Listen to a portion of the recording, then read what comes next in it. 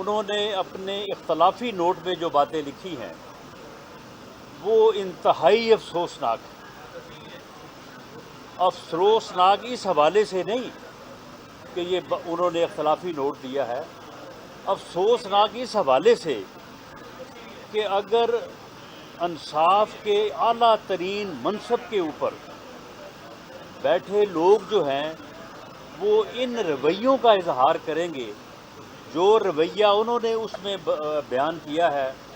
کہ فیصلہ لکھتے وقت مجھ سے مشاورت نہیں کی گئی، میری رائے ہی نہیں لی گئی اور فیصلہ جو ہے وہ تحریر کر دیا گیا، یہ انتہائی جو ہے وہ افسوسناک بات ہے۔ یہ ایک قومی سانے سے کم یہ بات نہیں ہے، یہ آج پوری قوم کو، اور میں سمجھتا ہوں کہ ہماری جو بارز ہیں، جو بارز کی منتخب لیڈرشپ ہے، یہ ان کے لیے سب سے پہلے یہ ایک المیہ ہے کہ یہ بات جو ہے وہ سامنے آئی ہے۔ دوسرا المیہ یہ ہے کہ قاضی فیض عیسیٰ کی سربراہی میں ایک لارجر بینچ نے جو ہے وہ فیصلہ دیا، فل بینچ، لارجر بینچ نے، اور انہوں نے 100 موٹو کے متعلق ایک بڑا مفصل فیصلہ دیا۔ وہ ایک عدالت کا فیصلہ ہے، وہ سپریم کورٹ کے ایک معزز جج کا فیصلہ ہے۔ قانون کے ایک ادنا طالب علم کے طور پہ میں نے آج تک یہ بات نہیں سنی کہ سپریم کورٹ کے بینچ کے فیصلے کو سرکلر کے ذریعے سے جو ہے وہ ان افیکٹو کر دیا جائے، یہ بھی آج ہوا ہے۔ اور رجسٹرار ہائی کورٹ نے، جس کی میں سمجھتا ہوں کہ ایک معزز جج یا ایک سپریم کورٹ کے بینچ کے سامنے کوئی حیثیت نہیں ہے، ان کی رجسٹرار کے طور پہ جو حیثیت ہے وہ اپنی جگہ پہ وہ قابل عزت ہے، لیکن ایک سپریم کورٹ کے بینچ کے مقابلے میں ان کی رائے اور ان کا سرکلر، اور اس سرکلر کے ذریعے سے سپریم کورٹ کے بینچ کو جو ہے وہ ان افیکٹو کر دیا گا، ان کے فیصلے کو انہوں نے کہا جی یہ فیصلہ جو ہے یہ یہاں پہ لاگو ہوتا ہے، وہاں پہ نہیں ہوتا، وہاں پہ ہوتا ہے، وہاں پہ نہیں ہوتا۔ اسی طرح سے جبکہ وہ فیصلہ جو ہے وہ فیلڈ ہولڈ کر رہا ہے، سپریم کورٹ کے اس بینچ کا فیصلہ جو قاضی فیض عیسیٰ کی سربراہی میں قائم تھا، اس نے جو فیصلہ سنایا ہے، وہ فیصلہ جب تک اس سے بڑا بینچ یا وہ فیصلہ چیلنج نہیں ہوتا، اس وقت تک وہ فیصلہ فیلڈ ہولڈ کرے گا، وہ سب پہ پابند ہوگا، وہ ایک سرکلر کے ذریعے سے جو ہے وہ اس کو ان افیکٹو جو ہے وہ نہیں کیا جا سکتا۔ اور اگر یہ پریکٹس ہو تو پھر تو سرکلر تو پھر جاری ہونے شروع ہو جائیں گے، یہ پھر کوئی اور ڈویژن بھی جو ہے وہ سرکلر جو ہے وہ جاری کر سکتا ہے، کوئی جو ہے وہ کسی منسٹری کا جو ہے وہ ڈویژن وہ بھی سرکلر جاری کر سکتا ہے، ہم بھی جو ہے وہ روز سرکلر جاری کرتے ہیں۔ یہ انتہائی افسوسناک اور ایک جو ہے وہ المیہ کی بات ہے۔ اسی طرح سے یہ بطور قانون کے ایک طالب علم کے میں نے یہ آج تک نہیں سنا کہ کوئی معزز جج کسی کاز کے اوپر ریکیوز کر جائے اور اس کے بعد وہ دوبارہ کاز اگر سماعت کے لیے تو دوبارہ اس میں بیٹھ جائے، یہ بھی کبھی نہیں ہوا۔ اس بینچ میں جو کہ 9 سے شروع ہو کے اب 3 پہ آ گیا ہے، اس میں ایک معزز جج جن کا مجھے بے پناہ احترام ہے ان کی ذات کا، لیکن میں ان کے فیصلے کی بات کر رہا ہوں، یہ ان کا فیصلہ بھی کہ جب انہوں نے پہلے ریکیوز کیا ایک مرتبہ، بینچ سے علیحدہ ہوئے، اور اس کے بعد جو ہے وہ اب یہ دوبارہ جب کاز آیا تو اب وہ بینچ کا جو ہے وہ دوبارہ حصہ ہے۔ یہ چیزیں جو ہیں جن کا میں نے ذکر کیا ہے، کچھ اور چیزیں بھی ہیں جو اس سے متعلق جو ہے وہ جن کے اوپر بات کی جا سکتی ہے، لیکن میں معزز چیف جسٹس آف پاکستان جو کہ پوری قوم کے بڑے ہیں، جن سے پوری قوم کو توقع ہے کہ وہ ایک بحرانی کیفیت جو ایک فرد واحد نے جو فتنہ ہے، اس فتنے نے 10 سال محنت کی ہے، 2014 سے وہ شروع ہوا ہے، اور یہ 2023 میں آ کے اس فتنے نے ملک کو اس جو ہے وہ نہج پہ لا کے کھڑا کر دیا۔ سیاسی طور پہ بحران، انتظامی طور پہ بحران، اور جوڈیشری کو بھی اس نے بحران میں مبتلا کر دیا۔ معاشی طور پہ بحران یہ بھی اسی کا پیدا کرتا ہے، یعنی وہ فتنہ جو ہے وہ ایک بحرانوں کا منبع ہے۔ ہر برائی، ہر بحران اس سے جنم لیتا ہے۔ یہ جو بحران ہے جو جوڈیشری میں ہے، جس کے اوپر ہم بات کر رہے ہیں، اس کا بھی ماخذ وہی ہے۔ ہر برائی اسی سے شروع ہوتی ہے اور اسی پہ جا کے ختم ہوتی ہے۔ اگر قاضی فیض عیسیٰ کے اوپر جو ہے وہ ریفرنس دائر نہ کیا جاتا اور قاضی فیض عیسیٰ کی فیملی کو انہی کورٹ میں اور انہی سڑکوں پہ اور یہ FBI کی بلڈنگ میں جو ہے وہ رسوا نہ کیا جاتا، انہیں جو ہے وہ ان بلڈنگوں میں جو ہے وہ رلایا نہ جاتا، تو شاید بلکہ مجھے تو یقین ہے کہ یہ بحرانی کیفیت پیدا نہ ہوتی۔ یہ بحرانی کیفیت بھی اسی فتنے کے جو ہے وہ عمل کا جو ہے وہ نتیجہ ہے۔ اور یہ جو اسمبلیوں کا بحران، یہ بھی اس نے توڑی ہے۔ میں چیف جسٹس آف پاکستان سے یہ اپیل کروں گا کہ اب اس بات کا جائزہ لینا ضروری ہو گیا ہے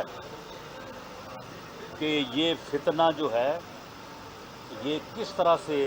اس ملک میں جو ہے انٹروڈیوس ہوا، اور کس طرح سے پچھلے 10 سالوں سے اس ملک کو جو ہے وہ بحران در بحران جو ہے وہ کا شکار کر رہا ہے، اور یہ چاہتا ہے کہ اس ملک میں افراتفری ہو، اس ملک میں انارکی ہو، اور خدا نہ خواستہ ملک کا جو ہے وہ نقصان ہو۔ اس بات کا بھی جائزہ لیں کہ اس نے جو 10 سالوں میں کیا ہے، اس کے تمام اقدامات، اور خاص طور پہ یہ اسمبلیاں توڑنے کا اقدام جو ہے، اس کے پیچھے جو ہے وہ کون ہے۔ یہ اسمبلیاں آئینی طور پہ نہیں توڑی گئیں، یہ اسمبلیاں دونوں جو صوبوں کے وزراء اعلیٰ تھے انہوں نے نہیں توڑی۔ وہ ببانگ دہل کہتے رہے کہ ہم نہیں توڑنا چاہتے، MPs کہتے رہے ہم نہیں توڑنا چاہتے۔ یہ اس فتنے کی دھونس تھی، اس کا تکبر تھا، اس کی ضد تھی، اس کا پروگرام تھا یا اس کا ایجنڈا تھا کہ اس نے جو ہے یہ اسمبلیاں توڑی۔ اس بات کا جائزہ لیا جانا چاہیے۔ جب یہ 9 رکنی بینچ بیٹھا تھا تو ایک معزز جج نے یہ معاملہ جو ہے وہ اٹھایا بھی تھا۔ تو میں اب آخر میں یہ اپیل کروں گا تمام معزز جج صاحبان سے بالعموم، اور چیف جسٹس آف پاکستان سے بالخصوص۔ ماشاءاللہ وہ بہت سمجھدار، بڑے بیلنسڈ، بڑے دانا انسان ہیں، کہ انصاف ہونا نہیں چاہیے، انصاف ہوتا نظر آنا چاہیے۔ یہ آپ ہی کا بنایا ہوا جو ہے یہ قول ہے، ان معزز عدالتوں میں بیٹھے ہوئے بڑوں کا بنایا ہوا قول ہے۔ ایسی صورتحال میں اب اگر فل بینچ بیٹھ کے اس معاملے کو ڈیسائیڈ نہیں کرے گا،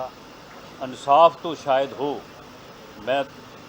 توقع کرتا ہوں کہ آپ انصاف ہی کریں گے، لیکن انصاف ہوتا نظر نہیں آئے گا۔ اور قوم کو اگر اس مرحلے پہ انصاف ہوتا نظر نہ آیا تو یہ ملک افراتفری اور انارکی کا شکار ہو جائے گا۔ جو اس فتنے کا ایجنڈا ہے وہ پورا ہو جائے گا۔ آپ اس کا حصہ نہ بنیں، آپ قوم کو انارکی کی طرف نہ دھکیلیں۔ آپ یا تو فل بینچ بنائیں اور اس معاملے کو جو ہے وہ اس طرح سے ڈیسائیڈ کریں کہ یہ تمام سٹیک ہولڈرز کو، تمام فریقین کو، جو بھی اس سے متعلق ہیں، ان سب کے لیے ون ون پوزیشن ہو، سب کا اس کے اوپر کنسنسس ہو۔ اگر ایسا نہ ہوا تو مجھے یہ خدشہ ہے کہ جس طرح سے سرکولر میں آج یہ لکھا گیا ہے کہ یہ جو فیصلہ کیا ہے قاضی فیض عیسیٰ کے بینچ نے وہ قابل عمل نہیں ہے. تو مجھے یہ خدشہ ہے کہ پھر ایسا ہونے والا جو فیصلہ ہے وہ پھر قابل عمل نہیں ہوگا. وہ پھر ایک اور نئے بحران کو جو ہے وہ جنم دے گا اور ملک کو جو ہے وہ مزید اس طرف دھکیلے گا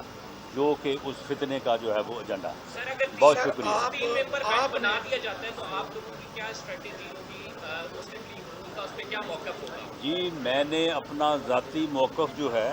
وہ میں نے بڑی صراحت کے ساتھ بیان کر دیا ہے اور میں امید کرتا ہوں کہ پی ڈی ایم کا اور میری جماعت کا موقف جو ہے اس کے قریب ہی ہوگا کہ ایسا فیصلہ جو ہے اس بحران کو ختم کرنے میں معاون نہیں ہوگا بلکہ وہ اس کو بڑھائے گا اور شاید اس کے اوپر سرکلر کی زبان میں جیسے معلوم ہوا ہے کہ سپریم کورٹ کے بینچ کے فیصلے جو ہیں ان کے اوپر عمل درآمد جو ہے وہ ممکن نہیں ہوتا تو پھر شاید اس کے اوپر بھی ممکن نہ ہو. یہ بتائیں کہ آپ نے فیض عیسیٰ صاحب کو جیسے 9 سے 3 تک پہنچے ایسا امکانات لگ رہے ہیں کہ چیف صاحب اکیلے ہوئے تو وہ اکیلے بھی الیکشن کروا کے چھوڑیں. تو یہ تو معزز عدلیہ کی عزت کا سوال ہے تو بنانے میں کیا پریشانی؟ میرا خیال ہے کہ آپ کا یہ سوال جو ہے یہ معزز چیف جسٹس کے مقام ان کے عہدے اور ان کی جو شخصیت ہے اس سے یہ میل نہیں کھاتا اس لیے میں اس کا جواب نہیں دوں گا. سر یہ بتائیں کہ آپ نے ایک دن پہلے گزشتہ روز جو ہے جسٹس فیض عیسیٰ سے متعلق جو اپیلیں تھیں وہ واپس لے لی. اس اپیل کو واپس لینے میں حکومت کو 1 سال کیوں لگا اور بالخصوص ایک جب کیس زیر سماعت تھا کیا آپ لوگوں نے اس پر اثر انداز ہونے کی کوشش نہیں کی؟ دیکھیں معاملہ یہ ہے کہ یہ قاضی فیض عیسیٰ کے کیس میں فیصلہ ہو چکا ہوا تھا. ایک کیوریٹو جو ریویو ہے نا یہ کیسے ہی یعنی یہ اس وقت کی حکومت کا ایک یعنی جو ہے وہ عدلیہ کے اوپر اور ایک آزاد منش ایک انصاف کرنے والے جج کے خلاف جو ہے ایک اگریشن تھا. تو وہ ابھی یہاں پہ اس کی سماعت بھی نہیں شروع ہوئی بلکہ پتہ چلا ہے کہ وہ ابھی رجسٹرڈ بھی نہیں ہوا ادھر آفس میں ہی پڑا تھا. تو اس سے متعلق جو ہے وہ کیبنٹ نے